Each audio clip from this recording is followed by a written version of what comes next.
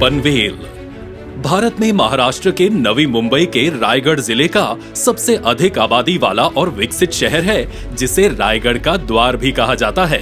JNPT बंदरगाह, जो भारत का सबसे बड़ा कंटेनर पोर्ट है, पनवेल के पास है। ये बंदरगाह ज्यादातर महाराष्ट्र, मध्य प्रदेश, गुजरात, कर्नाटक तथा उत्तर भारत के अधिकांश हिस्सों से आने जाने वाले मालवाहक यातायात को संभालता है। देश के अलग अलग हिस्सों से आने जाने वाले मालवाहक यातायात की जेएनपीटी से कनेक्टिविटी बढ़ाने हेतु माननीय प्रधानमंत्री श्री नरेंद्र मोदी जी के सफल नेतृत्व में केंद्रीय सड़क परिवहन एवं राजमार्ग मंत्री श्री नितिन गडकरी जी के कार्यकुशल मार्गदर्शन में भारतीय राष्ट्रीय राजमार्ग प्राधिकरण द्वारा सड़क परियोजना का कार्य पूर्ण हुआ है। राष्ट्रीय राजमार्ग प्राधिकरण द्वारा परिचालित ये परियोजना Mumbai JNPT port road connectivity company limited यानी MJPCL की ओर से संचालित की जा रही है, जिसमें जेएनपीटी के 51%, राष्ट्रीय राजमार्ग प्राधिकरण के 43% तथा सिडको के 6% शेयर शामिल हैं। कुल 44.527 किलोमीटर लंबाई वाली और 3,400 करोड़ रुपए निवेश मूल्य की इस परियोजना का आज केंद्रीय मंत्री श्री नितिन गडकरी द्वारा राष्ट्र के प्रति समर्पण होने जा रहा है।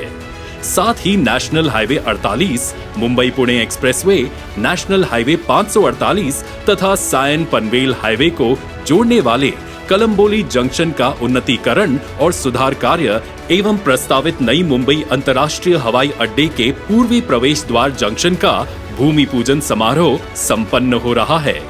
इस परियोजना की विशेषताएं इस प्रकार हैं। पैकेज 1 अंतर्गत ईपीसी तत्व पर नेशनल हाईवे 348 तथा 348A पर फुल क्लोवर लीफ कराल फाटा इंटरचेंज का निर्माण करना, 4.59 किलोमीटर लंबाई वाली और 539 करोड़ रुपए लागत मूल्य की इस परियोजना में 5 ROB, 4 लूप्स, 4 रैंप तथा 2 एलिवेटेड कॉरिडोर का निर्माण किया गया है, जिससे जेएनपीटी के प्रस्तावित चौथे टर्मिनल की कनेक्टिविटी बढ़ेगी। पैकेज 2 अंतर्गत ईपीसी तत्व पर नेशनल हाईवे 348 तथा 348A पर हाफ क्लोवर लीफ गवान फाटा इंटरचेंज का निर्माण करना, 18.27 किलोमीटर लंबाई वाली और 594.7 करोड़ रुपए लागत मूल्य की इस परियोजना में 1 ROB, 1 फ्लाईओवर, 8 माइनर ब्रिज तथा 10 अंडरपास का निर्माण किया गया है, जिससे मुंबई पुणे एक्सप्रेसवे, पुराने मुंबई पुणे हाईवे तथा गोवा हाईवे की जेएनपीटी टर्मिनल से कनेक्टिविटी बढ़ेगी। पैकेज 3 अंतर्गत ईपीसी तत्व पर नेशनल हाईवे 348A तथा आमरा पर नेशनल हाईवे 348 का निर्माण करना, 11.09 किलोमीटर लंबाई वाली और 504 करोड़ रुपए लागत मूल्य की इस परियोजना में 3 फ्लाईओवर, 2 मेजर ब्रिज, 4 अंडरपास तथा 1 एलिवेटेड कॉरिडोर का निर्माण किया गया है। इससे नई मुंबई अंतर्राष्ट्रीय हवाई अड्डा तथा मुंबई की जेएनपीटी टर्मिनल से कनेक्टिविटी बढ़ेगी।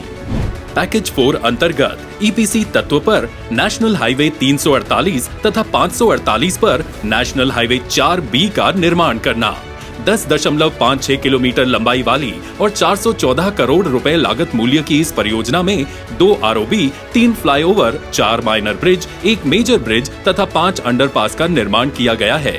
इस कार्य से नेशनल हाईवे 48 तथा नेशनल हाईवे 66 से जेएनपीटी टर्मिनल की कनेक्टिविटी बढ़ेगी। National highway 48, 548, Sion Panvel highway, Mumbai Pune expressway को जोड़ने वाले कलम्बोली जंक्शन पर ट्रैफिक जाम की त्रासदी से जूझना पड़ता है। इसलिए इस जंक्शन का अंतर्राष्ट्रीय दर्जे का उन्नयन तथा सुधार करने हेतु परियोजना प्रबंधन सलाहकार की नियुक्ति की जा रही है। इस जंक्शन के कार्य की स्वीकृति विधायक श्री प्रशांत ठाकुर जी के प्रयासों से तथा Punjab junction, Chirner, बारपाड़ा, Rasayani greenfield road से पुराने मुंबई पुणे हाईवे को चौक से जोड़ने के कार्य की स्वीकृति विधायक श्री महेश बाल्दी जी के प्रयासों से मिली है।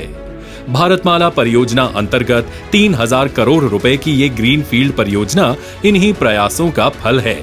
ट्रैफिक की त्रासदी से छुटकारा पाने के लिए 32 किलोमीटर लंबाई वाले एक खास ग्रीनफील्ड हाईवे का निर्माण किया जाएगा। ये हाईवे पंजाब जंक्शन से मुंबई गोवा तथा मुंबई पुणे हाईवे को जोड़ने वाले चौक से गुजरकर पुराने मुंबई पुणे हाईवे तक जाएगा।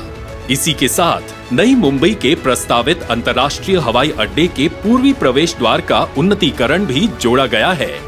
इस परियोजना हेतु 1200 करोड़ रुपयों का आवंटन किया गया है।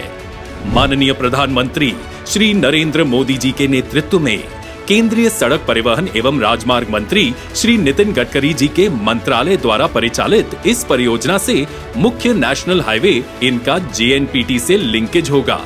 देश के पूर्व, पश्चिम, दक्षिण या उत्तरी छोर पर बसे किसी भी गंतव्य स्थान की JNPT जैसे प्रमुख बंदरगाह से कनेक्टिविटी बढ़ेगी तथा भारी कंटेनर वाली यातायात को ट्रैफिक जाम की त्रासदी से छुटकारा मिलेगा। सुरक्षित और शीघ्र सफर से कीमती समय और ईंधन की बचत होगी। प्रत्यक्ष अप्रत्यक्ष रूप से रोजगार को बढ़ावा मिलेगा और देश की अर्थव्यवस्था को मजबूती मिलेगी।